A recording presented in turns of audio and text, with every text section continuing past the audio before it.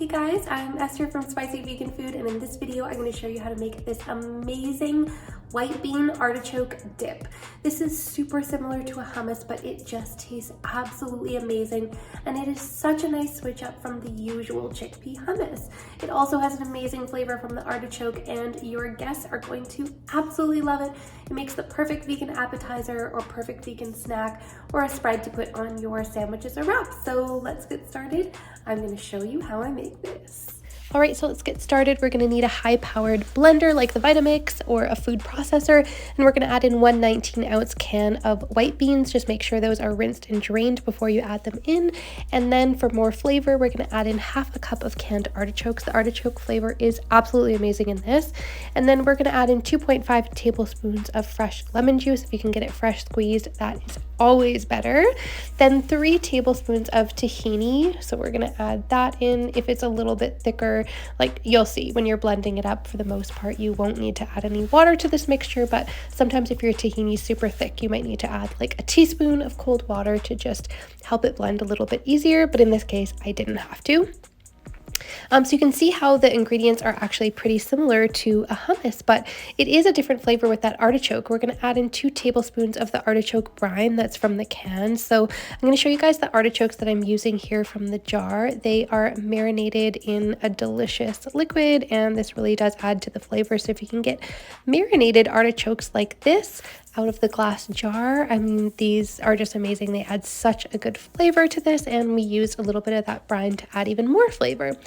Now we're going to add 3 cloves of garlic, 3 whole cloves of garlic, and just a little bit of salt and pepper to taste. Again, fresh ground black pepper is always best. I like to put a lot of pepper, but just put it to your own personal preference, and it adds a really nice flavor. So that's it. That's all we have to add in for ingredients. Now all we have to do is blend it up. And whenever I'm making anything, my little assistant is always there begging to try a little bite, try a butter bean or whatever. So I'm going to start blending that up on the Vitamix. I'm going to start slow and then increase the speed. I want to make sure I'm obviously pureeing everything to the point where it's like super smooth and creamy. So you are going to have to blend it up for a few minutes here, and sometimes, like you can see, it gets kind of stuck there, and all we have to do is just use the little stick that comes with the Vitamix to help just swirl that around a little bit, and then things are blending again. Or if you have a high-powered food processor, you might have to stop and just pause for a minute, scrape the sides down with the spatula, and then turn it back on. Try to do that first before adding any more liquid. Like I said, you can add another teaspoon of water if needed to adjust the consistency, but try not to if you don't need to, because we do want this to be super thick and creamy and delicious, so we don't want to alter with that too much. So you can see we're starting to get that really nice, beautiful, creamy, thick consistency. Everything's blending up really nicely. It's starting to look really smooth. Like, check that out. That is absolutely perfect. So now that it's all blended up to the consistency that I want, I'm just going to transfer it to a serving bowl.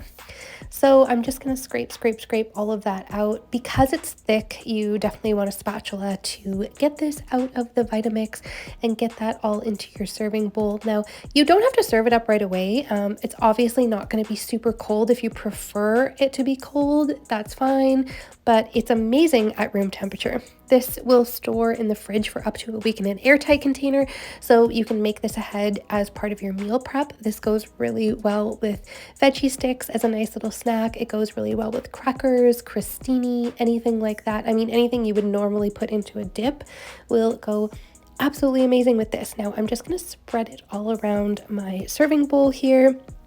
And then you can put toppings on top, like honestly, whatever your personal preference is. I just put a few dried herbs on top, but you can put whatever it is that you want. I also put a little bit of high quality extra virgin olive oil. I had a flavored one that has like a herb flavor to it, and that was amazing on top. But you can put chili oil on top. You can put fresh herbs on top. You can put, grate a little bit of lemon zest on top. You can really do whatever it is that you want with this dip. It is so delicious. But there I am with my dried herbs on top. That was just simple, easy, what I had at home, and this is super delicious if you have pita chips, or if you even have garlic toasted dip in this, like yum, absolutely amazing. But you know, it's a dip, it's like a hummus. You can put whatever you want to dip it with, and it's also actually such an amazing spread for your sandwiches or your wraps. There is so much you can do with this delicious bean dip, so I hope you guys love it. And you guys can check out my recipe for these homemade pita chips, or you can buy pita chips. You can dip whatever you want into this dip. It is totally up to you. I'm gonna get a nice little bit of this.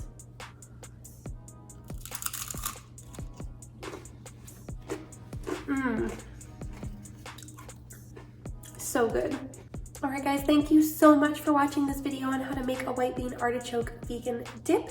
If you guys like this video, just make sure you hit that like and subscribe button below.